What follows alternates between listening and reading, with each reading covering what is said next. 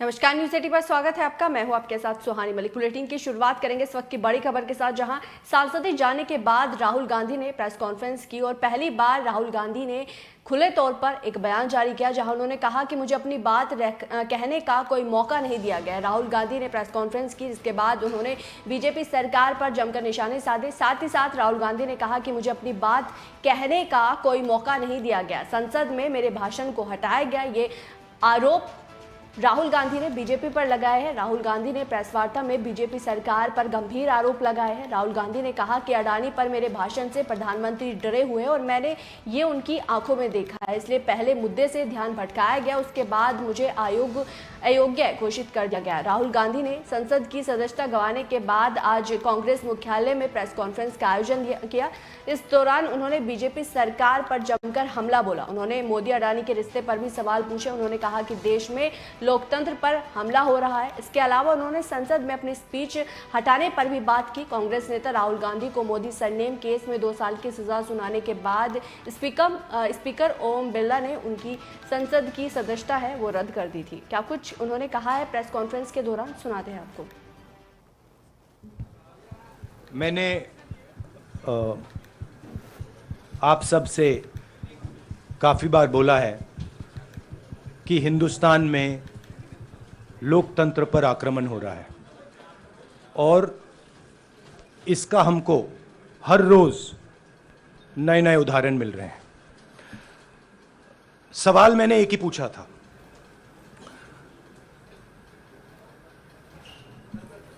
Foundation पे जाता हूं, अदानी जी की शेल कंपनीज हैं, अदानी जी की शेल कंपनीज हैं, उसमें 20,000 करोड़ रुपया किसी ने इन्वेस्ट किया। अदानी जी का पैसा नहीं है, अदानी जी का इंफ्रास्ट्रक्चर बिजनेस है, पैसा किसी और का है। सवाल यह है, ये जो 20,000 करोड़ रुपए हैं ये किसके हैं? ये सवाल मैंने पूछा। मैंने पार्लियामेंट हाउस में प्रूफ देके, जो मीडिया रिपोर्ट से मैंने निकाला, अदानी जी और नरेंद्र मोदी जी के रिश्ते के बारे में डिटेल में बोला।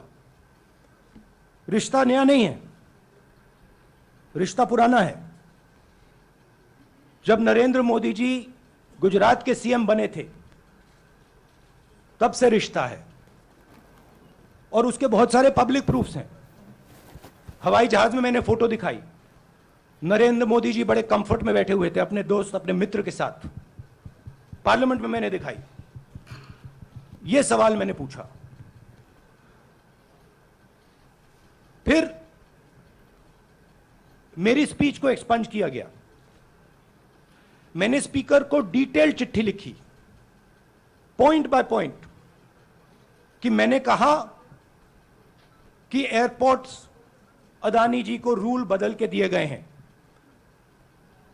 ये लीजिए रूल की कॉपी जिसको बदला गया है। चिट्ठी लिखी, कोई फर्क नहीं पड़ा। फिर मेरे बारे में मंत्रियों ने पार्लियामेंट में झूठ बोला कि मैंने विदेशी ताकतों से मदद मांगी। मैंने ऐसी कोई बात नहीं की है। मैंने कहा स्पीकर से, मैंने जाके कहा, स्पीकर सर, पार्लियामेंट का नियम है कि अगर किसी मेंबर पर कोई एक्यूजेशन लगाता है तो उस मेंबर को जवाब देने का हक होता है। मैंने एक चिट्ठी लिखी, उस चिट्ठी का जवाब नहीं आया। दूसरी चिट्ठी लिखी, उस चिट्ठी का जवाब नहीं आया। फिर मैं स्पीकर के चेंबर में गया। मैंने स्पीकर सर से कहा, स्पीकर सर, यह कानून है, यह रूल है, इन्होंने झूठा आरोप लगाया है, मुझे आप बोलने क्यों नहीं दे रहे हैं?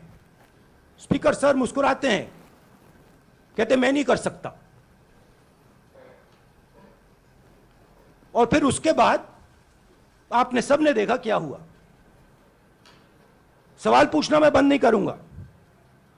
नरेंद्र मोदी जी का अदानी के साथ क्या रिश्ता है और 20,000 करोड़ रुपए किसके हैं?